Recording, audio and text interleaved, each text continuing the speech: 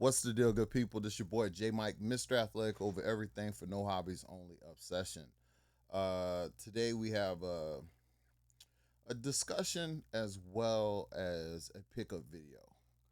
I participate in these auctions pretty regularly, and I would say that in many cases, I get a bunch of cars that I do want, but a lot of times I get a bunch of cars I do not want. And it's because I get caught in the rhythm of an auction.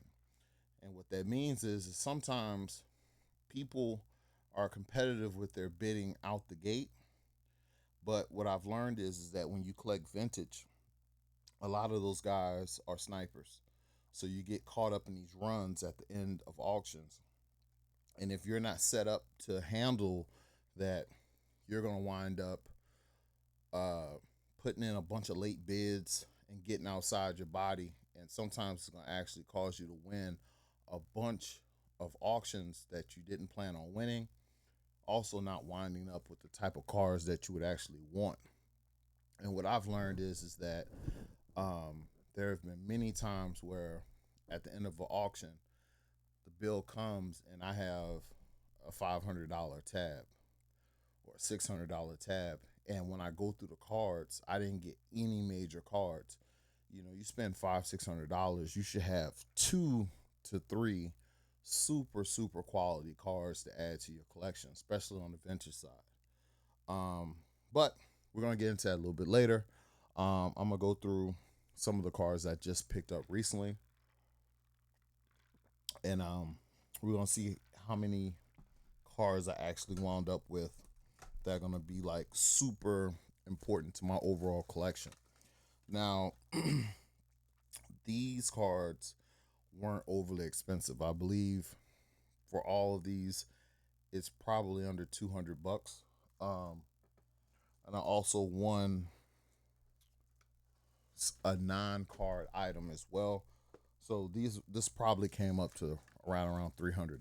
But we're gonna go through some of the items and we'll talk about it after we finish. So let's switch the camera angle. All right. So let's see here. Organize it slightly, and we're also gonna have it to where it shows how some of these cards make zero to no sense for my collection. All right, so we're gonna start off with a decent card. We have the 1990 Frank Thomas in a CGS. What's the name of these cards? CSG slab in a 10. Now, this is one of those childhood cards that's a super important card for me. I also have this card autographed as well. If I'm not mistaken, I got this card for like 10. I mean, it was actually 16 bucks, which isn't a bad grade. These cards in a Gem Mint 10 with this particular brand typically hold their value and typically are super sharp cards. So if I ever wanted to get it graded with PSA or something like that, it would probably cross over. But this is a card I didn't actually have to have, right? Especially since I have it autographed and I probably have this card raw, probably 100 of them, raw somewhere. Next up, now this is a timely card, also in a CSG slab. This is a Donovan Mitchell Panini Select in a Gem Mint 10 silver. I got this card for under $20. I thought this was an actual good purchase.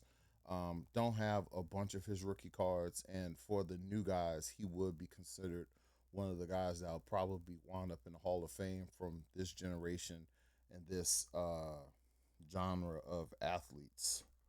So that was a good purchase, but I didn't have to have that card, right? Now, right here, this is a collection card for me.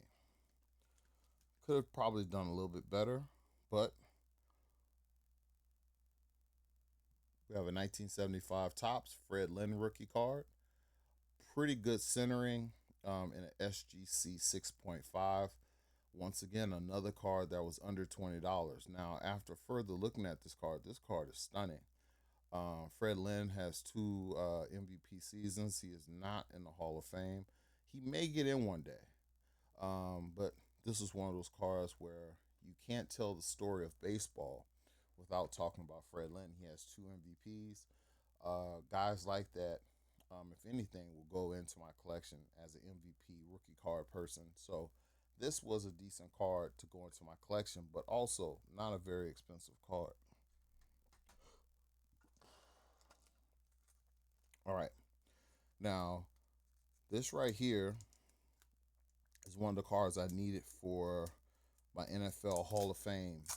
If you're an NFL Hall of Famer, I want your rookie card and I want it graded. And right here is Fred Dean, one of the old time players, 1970, 1979 tops, NFL Hall of Famer. Uh, I got this for a super good price. I believe I paid $10 for it. And these cards range anywhere between $20 to $25 plus shipping and handling. Great opportunity to add to the Hall of Fame NFL players, and also the condition of the card is actually pretty decent in terms of centering and whatnot. So I went ahead and picked this up and added it to the collection. All right. So here is a card that I actually did not have to purchase, and I'm going to tell you why. This is a 1971 Topps Johnny Unitas in a PSA 6. Now, this particular card, if I would have checked the listings on this card for what I wanted for an auction, I could have purchased this card as a buy it now. Anytime you have those type of cards, you don't need them. If you can get the buy it now for the same price you're going to probably win it for, that's not what you're looking for. These are the type of cards you want to steal. Now, I believe with everything, this card was about $50. I didn't need this card. I could have taken this money and added $50 more and got a more sequential rookie card for my collection. This is like his 12th year card or something like that. Most definitely didn't need this card. And this is where you get caught up in auction. I remember bidding on this card and having a number around $20. And as I clicked it and got passed, I just kept putting a number up, and it kept going up, and it went up to 40 some dollars. Then when I looked at it, I'm like, wait a minute, I could buy this card cheaper than as a buy it now than I'm about to pay for it. And the centering on it is not that great, top to bottom, but got caught in the rhythm of an auction. All right, so these last couple cards, these are key cards to me in terms of my collecting. Now, this one right here is a card that I always wanted as a kid and never really was able to get. Now I have a handful of them, right? We have the 1984 Topps John Elway in a PSA 7. Now, this is also a card where you can't go wrong really having this card. I believe I paid $50 for it, right? Now, I also have the card. I have this card and several other options, but I also have it in a PSA 8 that was recently acquired. So I didn't need this card, but once again, I got caught up in the rhythm of the auction and wound up winning the card.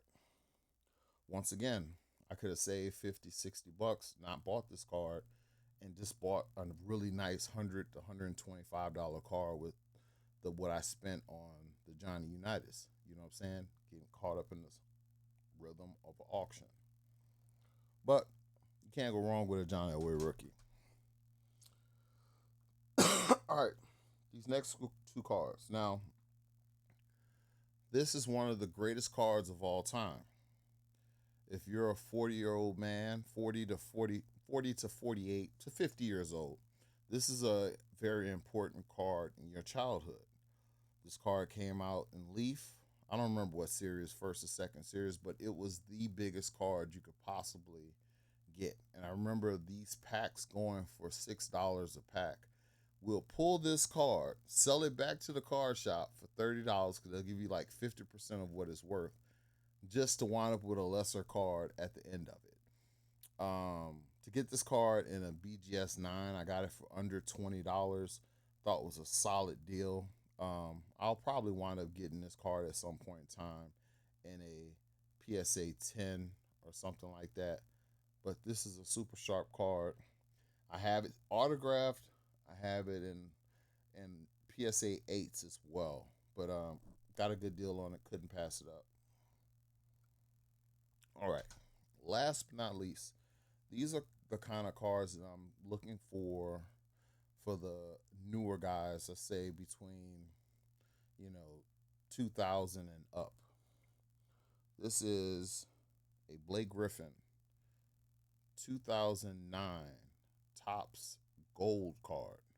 Now, Blake Griffin is going to be a Hall of Famer. He has five first team All NBAs. He has dunk championship, rookie of the year. His accolades are decent. He should be a Hall of Famer.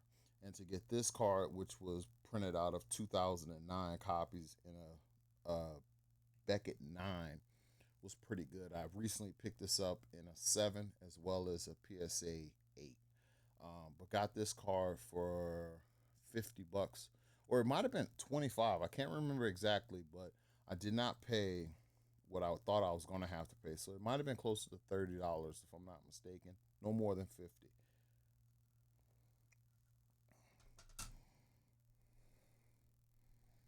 All right. So now where I was talking about, like this right here. I had one more. My bad. I had one more thing that I picked up. Now I was getting into the rhythm of the auction and noticed that Prime had watches on the site, and I wound up bidding on a bunch of different watches. And it looked like at one point I was about to win like 7 watches, which was going to be like a couple of $1,000s at a certain point. I'm kind of glad I didn't win all of them, but I did wind up winning one, and I won the Citizen CZ Smart. This is the first gen. Now, also, I thought it was an open box, but it was actually a brand new sealed watch. I won it for $75. The retail on the watch was roughly $390, and they resell used on eBay for almost $300, and I got it for $75. So this was a good win for me in terms of the watch. All right, so um, let's talk about it. Getting to these auctions, I'm more uh, understanding to how this happens. If you told me in most cases, hey, I'm about to spend $300 for one card. So let's say I'm looking for a Mike Ditka rookie card, or I'm looking for a Dick Buckish rookie card. I could spend $300 and have a super solid card to add to my collection. But what ended up happening is I don't want to spend that kind of money, and I wind up buying 40 to 50 cards, spending $500, and having a bunch of junk at the end of the day. And then also, I don't sell that much. So since I don't sell, I'm never recouping this money back. So it's like I'm just out of pocket. So I have to do a better job. Either I have to start making sure that I go to card shows and set up to get rid of some of this excess that I wind up accumulating over the years, so that I'm not stuck with the bag on some of these cards. Um, I have way too many cards that I don't need for my collection. For the most part, I collect rookie cards unless I'm doing player runs. There are only a few players that I'm doing runs of. Behind me you'll see I have Monty Irving over here and over here, and I have a couple other players that Frank Robinson also collect. Doing a player run on him. Outside of that, I don't need some of these great second and third year cards and fifth year, 6 year cards of some of these players. Having the first 2 to 3 years of any player, I think, is a good idea. But after that, you're just wasting money. And I've been finding myself in these situations where I'm just spending way too much money buying too many cards. Go into these auctions knowing exactly what you're looking for, and if it's not what you're looking for, don't buy. Don't give in to the temptation. And I've been doing this for years now, and I wind up with all these cards, and then when I look at them, I'm like, damn, I don't even want these cards. I only display the rookie cards, so I need to do a better job with my collection and modding my own spending, and also being very focused with my collection. But I hope you guys enjoyed this particular episode and my card pickups. Um, until next time, I'll probably do one depending on what happens with this crypto coin. If this crypto coin thing that I have going through explodes like it looks like it may, I may have a crazy, I mean crazy, next card pickup video. But until next time, athletic over everything, no hobbies, no only obsessions. Look, go to my website, athletic over everything. Pick up my wrist wraps. Pick up my trading card. Pick up some of the clothes and stuff that I have. I got a lot of stuff over there. Until next time, later.